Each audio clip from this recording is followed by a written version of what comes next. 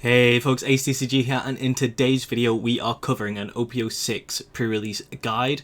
So yeah, let's just jump straight into it. It's pretty self-explanatory. The OP06 pre-releases are going to be coming soon, as well as the set, which I'm super duper excited for.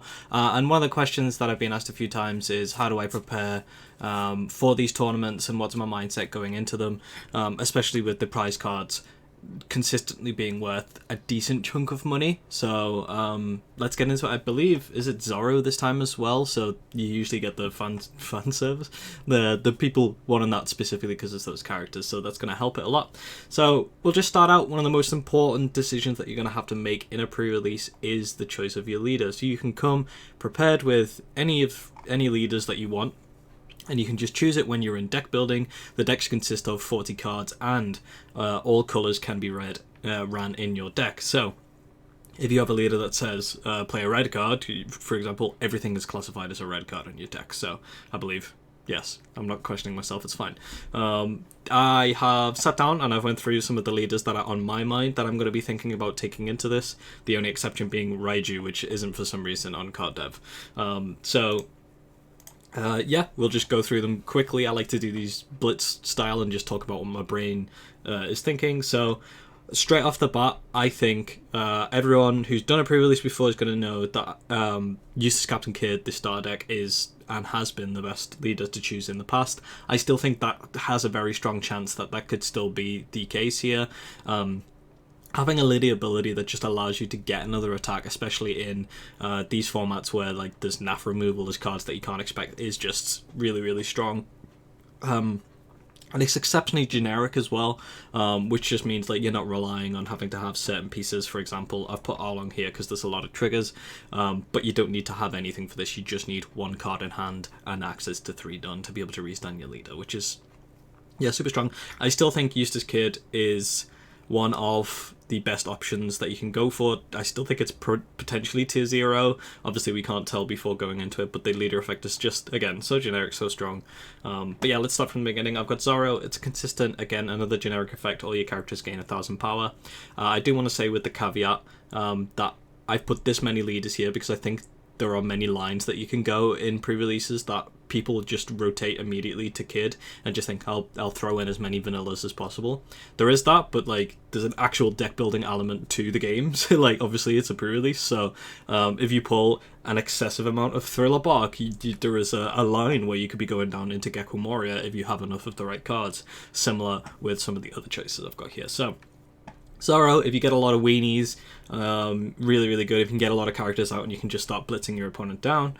Arlong, any ability where you're able to get characters out from your hand for free is just super nice. And there are quite a lot of trigger cards in this set that are 4 or less. Just like so many. We'll be going over some of them, but like being able to swing with your leader and play a card for free is really tasty, especially because you're swinging for 7 with Arlong, meaning that a damage is probably going through. I don't think I mentioned this yet, but I will say I do think 5 life leaders are just generically better in pre-release because you have that extra life. You're not under as much pressure from all of these like weenie attacks coming towards you and your resources.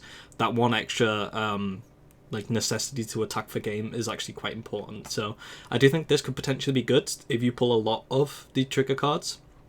Roblucci, there are quite a few cards in this set that just say like KO an opponent's character on play, so having Roblucci just being able to get an extra swing in without having to use any of your done could be really useful. Katakuri, just being able to have your leader be in 7 and being able to look at your opponent's life and choose what it is that's going to go to their hand is just really, really useful. I've put Rosinante in here because a lot of players will immediately go towards clearing out your board, so I like the idea of potentially having Rosinante just as a way to just have this board where your opponent isn't really able to like clear it up. I don't think it's going to be the strongest. It's one of the like last choices that I would go towards, but if I have a board full of weenies and my opponent's attacking into them all ways, it might be nice to have the option to just block with lead. Purple Luffy, Ploofy. I do think this is one of the weaker ones, but I think if you get a lot of the high end that's in this set, then being able to play that sooner could be super, super valuable. So it's something that's on my radar and I'll be bringing it on the day depending on what I get. We've got Perona here, and I've only put Perona here in case you become a god and get super lucky and pull like 2 Ryumas, because being able to rest something and then just immediately KO it with a card is, yeah, super tasty. Again, 4 life, so it's not one that I'm running towards like as like my main ones. Those are still Kid. I'm actually really tempted with Oolong this time around, because if I pull all of the triggers, I just want to Unga Bunga and get them out. Rob Lucci, and one that really is on my radar is this Yamato. So it's the pressure of having the double attack swinging, meaning that your opponent has to ditch resources, and then you can play super board control-y by adding the 2 Don from its effect onto one of your characters and swinging into the things, and then you just have this presence where at any point you could potentially be going for games. So this might be one that I go for, so yeah, keeping that in mind. Gekko Mori I already covered.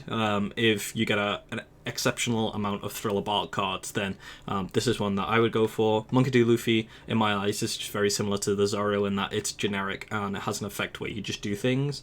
The nice thing about Luffy is it just like leaks small amounts of value, so it's one that I enjoy. Kid I've already talked about in depth. I think you're going to see a lot of this at pre-release, so be prepared. Make sure you don't really put yourself on 1 life if possible, because then they're just going to slam 7 down on lead and go 12-12 question mark. Blue Croc, I do think this is now one of the weaker options, but going into the late game, being able to bounce one of your opponent's 5 cost or less characters back to their hand can be super critical. And also you can bounce blockers with this and just go for games, so he's one of my favourite leaders in the game, but I don't know if he's a choice for this weekend, I'll be honest. But if you get enough cards that are going to help you have the value, keep that pressure off, then you could just start smacking heads with this. Yamato is one that I have my eyes on a little bit, only because I've been looking at these 6 life leaders, 6 power leaders, sorry, and Yamato seems like the safest option for that. But because there's not that much, well, actually there is quite a lot of self-damage in this set with like Hody Jones, and then the other mermen fishmen in the set. You could like get yourself low on life, stick to the 2, and then you're 6k, and then you have these really strong guards, and it's actually to your advantage to be self-damaging. So it's a card that I'll be bringing with me just in case, and I'll just be trying to spice up my day, to be honest. Like, I think my mindset to this is obviously trying to win, but also trying to do a little bit of spice. I don't want to just go back to Kid myself. Speaking of Kid, this other Kid, I played against Joe from Locals, and he was playing this, and it was super cool, and it made me think, oh, this is a 5 life leader, that's cool, and also a leader that just like for free gains power. And I say for free, it means, what I mean by that is you don't have to like add Don, like there's no Don investment that you need to be throwing on this to be able to swing for 7 in the late game, which I do think is really strong. Like, I think the drawback of you losing power kind of sucks, but again, similar to the Yamato, there are self-damaging cards in this set, so if your opponent's just trying to stall you out for that, you can just take the one, most opponents will put you to 4. You can just self-damage once, then your leader's back to a normal leader that has an ability that's just going to allow you to swing for 7, which is super tasty. And also, there are cards in the set that say if you have less or equal Don as your opponent, then you gain things like the Reiju cards, so definitely worth a look. And again, it's one that I'll be bringing if I pull a lot of those cards, because it's a way that you can manipulate your Don to the advantage of using those purple cards. Edward Newgate and Monkey D. Luffy, I put these kind of in the same bracket, because they have a 6 life leader, but they have a caveat of one having 3 life, which kind of sucks, and one having 6 life, but it counts down. The thing I like about the Newgate is that you just get so much resources, but it puts you on a timer. And the thing I like about the Luffy is similar to what I was saying earlier about the Pluffy. You're able to play these bigger cards, these higher impact cards out sooner, which is just really, really strong. Again, don't think these are potentially tier 1, but I think it's ones that could catch you off guard, especially if someone absolutely unga bungas it and pulls all of the like high SRs and stuff. Right, onto 2Ks. So I'm not even going to go into all of these.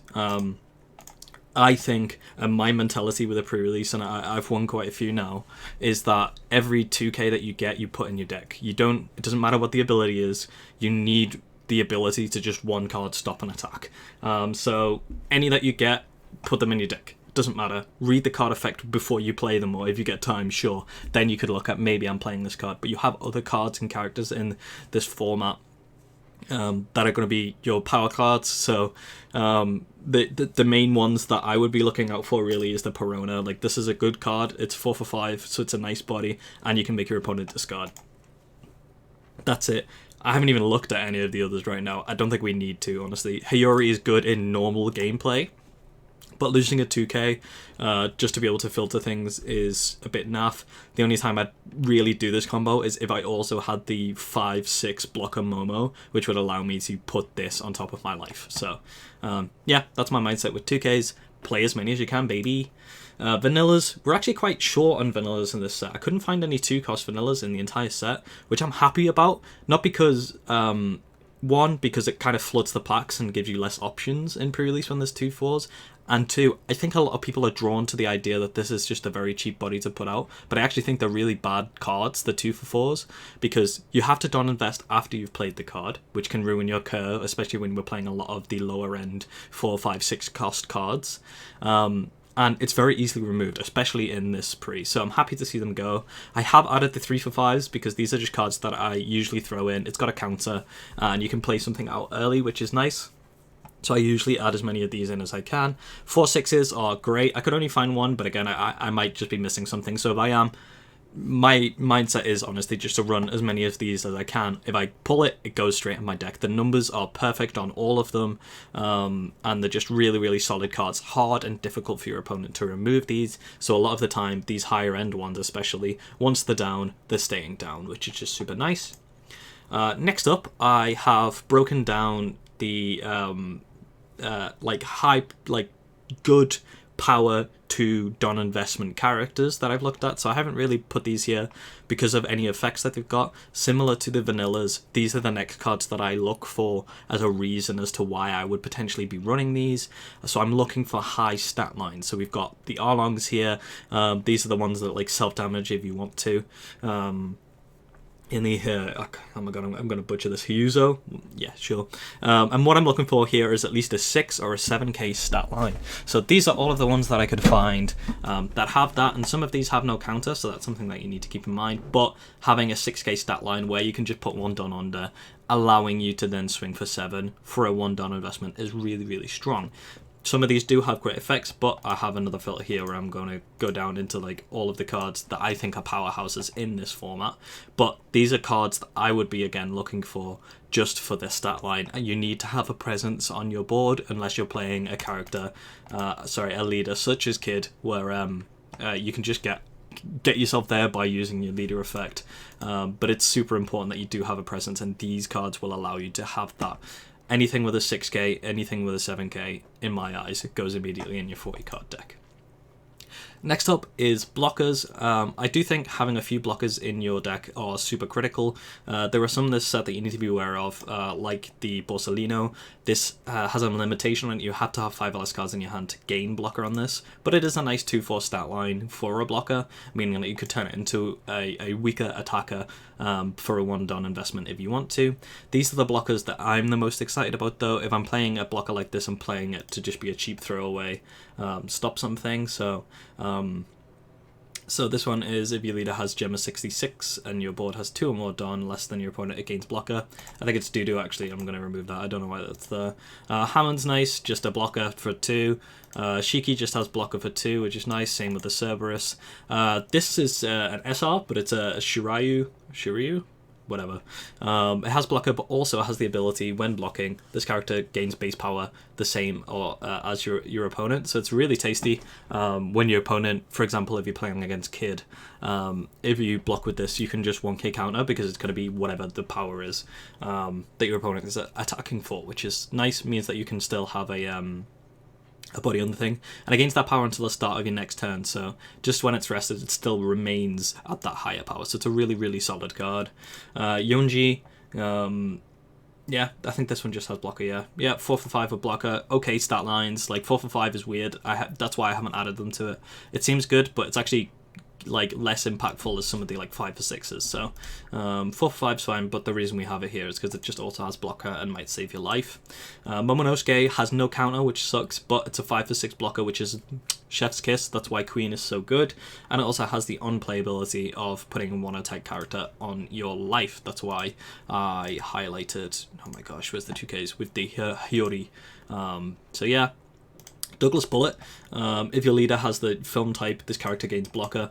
There are a few leaders that have film. I'm trying to look now in all of the selection that I've put out. Are any of these film? No. Cool. Well, I do think it's a high stat line, and if you decide to go with a film leader, maybe you just waz it up and play Film Shanks. Then this is a huge stat line with blockers, so could be an option for you. If you pull 4 of this, I'd potentially switch to a film leader myself. And this is the best blocker that we'll be looking at. It's an SR Aramaki with blocker. Just a huge body with blocker is always tasty, just stops attacks every turn and it's hard to remove. And then it also has an ability which allows you to discard a card and gain power, which is just super tasty, super nice. Yeah, one thing that's actually pretty cool about this is this isn't bold that I can see, actually. So you only have to do it if you can do it. So if you have no cards in hand, you don't have to discard. And also, this return one isn't a cost from what I can see. Yeah, this character gains 3k power this turn. So similar to like an L, where like if you don't have a card to discard, you're fine. So yeah, that would come up, for example, when you like play a card to remove a blocker, for example, and then you go for this ability, but you have no cards in hand. So it does come up. Next up, we've got Powerhouse cards. So these are cards that I am mentally being aware of, cards that like immediately kind of go in my deck. First off, we've got all of the trigger cards that I was mentioning. Onami, Kawamatsu. There we go, we'll go with that. Inashura, Kikunojo, Nekomamushi. There we go. Denjiro. All of these fit in my deck immediately because they all say, apart from Onami, if your opponent has 3 or less life, play this card. That happens quite a lot, and they're also decent stat lines across the board. So all of those will be going in my deck immediately. Onami gives your leader Banish, which is super impactful in this, and the stat line's okay. The reason that I am probably going to be throwing these in, though, is because of that trigger to KO one of your opponent's 5 or lower cost characters. Arlang allows you to stun one of your opponent's rested leaders, which is actually really, really good. Because you do discard a card, but also you save yourself from getting attacked, which in turn saves you a card. So it's a good trade-off. This is a really, really good effect here.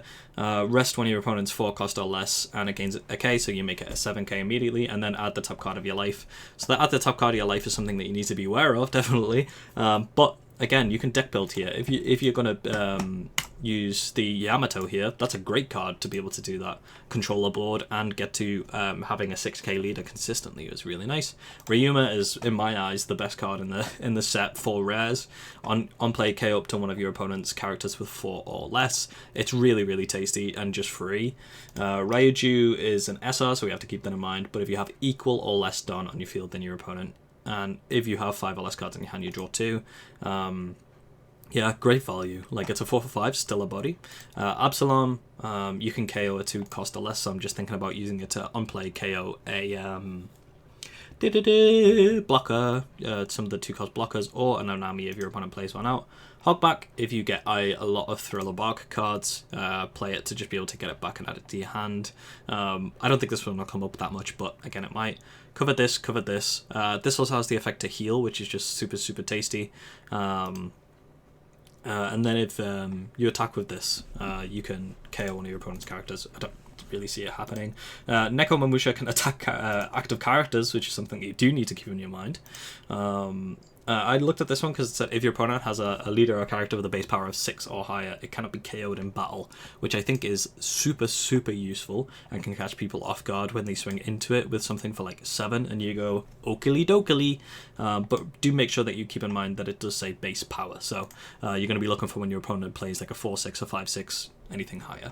Already covered Momo, this card is great. Denjiro covered because of the on-play effect. Brook, so I'd use the Brook similar to the Ryuma. It has an on-play effect of put one of your opponent's characters with a 4 cost or less in the trash. The put doesn't really come up that much in the actual pre-release because not many cards say that this can't be KO'd, but that's there, for example, to be able to get rid of Borsalinos because it places instead of KOs. Hoodie Jones is one of the best cards in the set, especially for pre-release. You do self-damage with it, but it's a 7 for 8 rush, and you rest 2 of your opponent's cards. A great way to be able to control your opponent's board. Or just go for game, catch people off guard, rest some of their blockers, swing, swing. Ichiji, if you have equal or less stun than your opponent, give one of your opponent's characters minus 2k power, and this gains rush. Again, if you play a way to manipulate your Don, this is just a 7 for 7 with rush that you can swing into something that has minus 2k power if you want to. Zephyr is a bit naff. Don -1, nullify all abilities from up to one of your opponent's characters this turn. Then if that character has 5k power or less, KO it. So I'm just using it as a on-play 7 for 7 that on-play KOs something. Already covered the Aramaki, it's amazing. Gecko and Borea, if you play against someone who pulled this, you are in for a rough ride, my boy. Yeah, a lot of value. 8 for 9 is really, really great stat line, and it allows you to also play 2 cards from your trash, which is just stinky, stinky. Zara was broken in pre because there's like 0 ways to remove it, and it's just a card that says, haha, I attack 3 times, please. And then you have to clear it, otherwise you just lose. Sanji just says on play, reveal a character and play it from the top of your deck, so that could be really tasty if you get high-end cards, but it's also just a really great value card in general. And then one of the best SRs, especially for just in general, but in pre-release, is this Shanks. On play, carry up to one of your opponent's characters with 10,000 power or less. It's got Big Mama stat line, so you're going to really struggle against this when it's swinging at you because you're just never going to be able to clear it. But also, it KOs one of your cards, which is super scary. And finally, we will get into the events. I know I'm just bursting through. I'm actually super excited for this event. These are all of the events that I will be looking at, potentially choosing when actually crafting it. We've got the yellow 0 cost 3k counter. I do think the trash card from your hand is a bit stinky, but sometimes you just need counter, so it's a good option. Billionfold World, I can't say that word. It's a 1 for potentially 4 if you have 8 rested characters, so that just means like you're done and stuff as well. Which is, yeah, super good, isn't it? Rad Beam's good. Gum Gum King Kong Gatling, there we go, but I didn't butcher that one. Give one of your characters 3k power, nice, and if your opponent has a character with 7,000 power or more, give one of your leaders or characters 7,000 power for the turn, so you can make your leader 6k power, which is just a nice effect to have.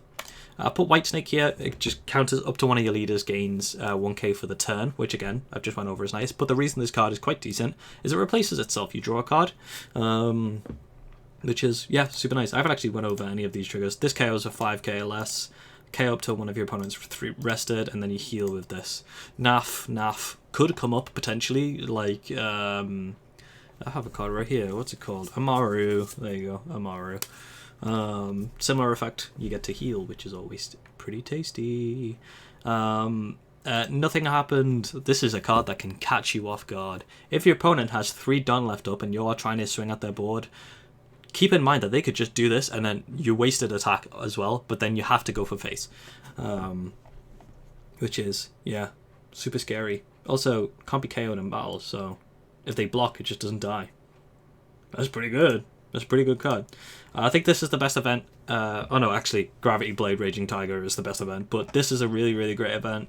4 cost, you can rest an opponent's character with 6 or less. You're probably not going to do it, but the reason it's good is you can KO one of your opponent's rested characters with 6 or less, and then it has the trigger to activate this card's main. So it effectively is just a better and worse in a way. What am I trying to think? Jet Pistol, that's the word I was trying to say. Black Bug. Again, if you're playing a Don Manipulation leader, you can place up to one of your opponent's characters with 5 or less in the bottom of its opponent's deck if you have equal or less Don, and then place one of your opponent's 4 or less characters on the bottom for its trigger, which is just good. Reject, really good, like, control card and way to swing for game potentially. K up to one of your opponent's 5 cost or lower characters, really nice. And then if your opponent has 1 life, deal 1 damage to them, and then add the top card of your life to your hand. So you can pay for self damage to each player and then put 6 down on something and try and swing for game potentially with that. And then in my opinion, the best event for pre-release is these 7 cost, place up to 2 6 or less cost characters in any order on the bottom of their owner's deck, and then a trigger of place up to 1 5 cost or less. Really, really, really strong. If you get a character out that wasn't KO'd, and then you can just get rid of 2 of your opponents, you're in a huge advantage because of this card. So yeah, super nice. That's all the cards.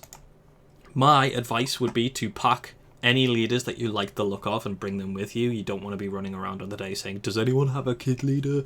So pack it, or ask someone to borrow it before the event, so make sure that you're pre-planned and you're going to have them. You don't want to be relying on your pulls. You'll see here that I haven't added that many of the new leaders, to be honest. Like, there is Perona, but I wouldn't really run that. Gekko Moria is going to be very specific on. Yamato's the one that you kind of hope to pull if you're going to rely on that. So bring your own leaders. I'll be bringing the majority of these. One that I'm definitely looking at is the Yamato. Obviously Kid, I'll be bringing that as well. So yeah, lots of choices here. I hope it's helped a little bit of like insight into like how I build it, all of these, and yeah, etc. Thanks very much for watching, and I hope you have a great day. Peace.